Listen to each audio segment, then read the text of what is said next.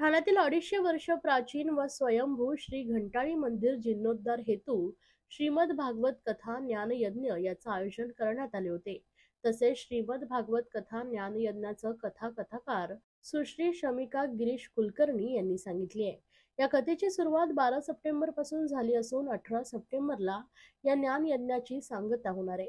हा कार्यक्रम घंटाळी मंदिर येथे दुपारी 3:30 ते 6:30 या दरम्यान होत असून अनेक भक्तजन या ठिकाणी कथा व आरतीसाठी गर्दी करतायत। या कार्यक्रमाला प्रधान सरखक श्री घंटाळी माता सत्वक मुख्यमंत्री एकनाथजी शिंदे, रहत रक्षक माननीय रवींद्रजी चव्हाण आणि कपिलजी पाटील तसेच अध्यक्ष रवींद्र प्रभुदेसाई, MD पितांबरी कंपनी, उपाध्यक्ष डॉक्टर सुधीर रानडे, कोषाध्यक्ष सुमुख वर्तक उपस्थित असून मुख्य यजमान म्हणून श्री पंकज कन्हैयालाल पारेख, पत्नी सुश्री नीता पंकज हे होते।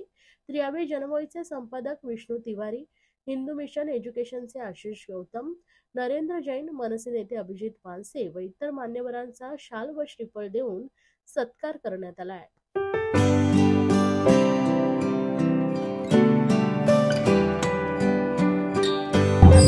हिंदू जागृती न्यास आणि श्री घंटाळी मंदिर संस्थान यांच्या संयुक्त विद्यमाने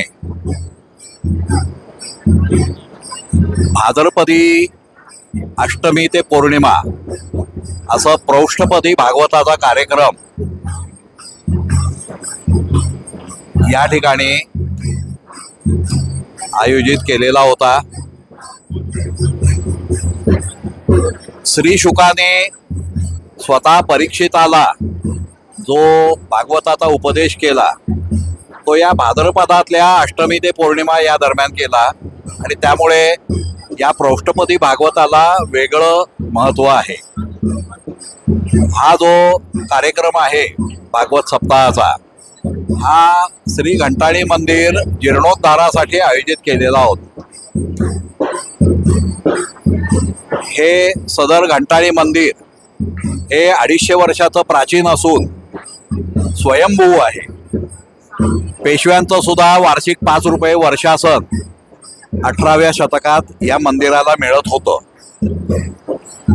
या मंदिरातली जी 3 प्राचीन मंदिरं ठाण्यातली, त्याच्यामध्ये कोपनेश्वर, गावदेवी आणि तिसरं घंटाळी मंदिर, अर्थात हिंदू जागृती न्यासाकडे साधारण 3 वर्षापासून या मंदिराचं व्यवस्थापन आलं आणि या मंदिराचा जीर्णोद्धार 250 वर्षाचं जुनं असल्यामुळे काही भागाचं नूतनीकरण हे आवश्यक आहे।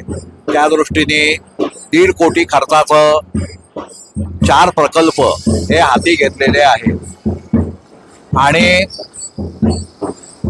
मोठे निधी तर जमतील, काही संस्था मोठ्या प्रमाणावर जमा करून देणार आहेत, परंतु सर्वसामान्य व्यक्तीचा सहभाग याच्यामध्ये असावा या दृष्टीने आम्ही रुपये 5,000 देणारे 1,000 दानदाते मिळवण्याचा संकल्प केलेला आहे। आतापर्यंत 300 दाते पूर्ण झालेले आहेत। नजीकच्या काळात हा उरलेला देखील संकल्प पूर्ण होईल। आसपासचा समाज हा मंदिराशी जोडला गेला पाहिजे। जसं मुसलमान मशिदीशी जोडलेला असतो, ख्रिश्चन हा चर्चशी जोडलेला असतो, तसा हिंदू हा मंदिराशी जोडला गेला पाहिजे। आणि या दृष्टीने वर्षभर विविध प्रकारचे कार्यक्रम उपक्रम या ठिकाणी चालू असतात आणि त्या माध्यमातून एक घंटाळी परिवार हा उभा राहावा। विविध प्रकारचे कार्यक्रम या ठिकाणी चालतात, समाजोपयोगी कार्यक्रम देखील चाललेले असतात।